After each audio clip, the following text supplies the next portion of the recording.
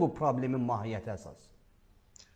Problemin mahiyyəti ondan ibarətdir ki, əsas problem açıqcası bütün strukturlarda, o cümlədən gömrük strukturlarında rüşvət, korrupsiya məsələləridir.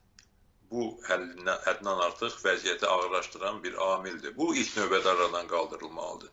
Daha sonra gömrük sistemi və vergi sistemi monopoliyalara çalışmamalıdır.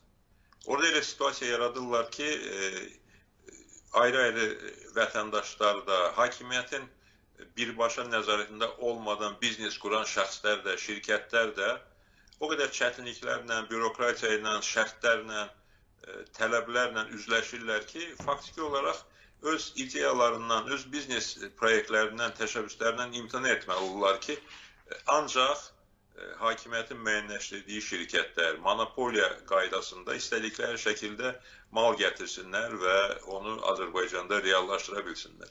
İlk növbədə bu sahədə ədalətli yanaşma olmalıdır, iqtisadi azadlıqlar olmalıdır, monopoliyalar aradan qaldırılmalıdır, şəffaflıq artmalıdır.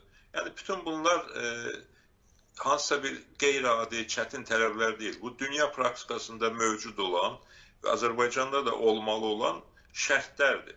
Və bunu bizim mütəxəssislərimiz, iqtisadçılarımız, bizneslə birbaşa fəaliyyət, biznes sahəsində fəaliyyət göstərən təcrübəli şəxslər bunların hamısını çox gözəl bilirlər və dəfələrlə bu mövzular səslənibdir. Yəni, burada hansısa yeni bir velosiped kəşf eləməyə, qeyri-adi bir təşəbbüskarlıq göstərməyə ehtiyac yoxdur. Burada müasir dünya praktikasından və Azərbaycanın şərtlərindən çıxış edərək düzgün istiqamətdə addımlar atılmalıdır.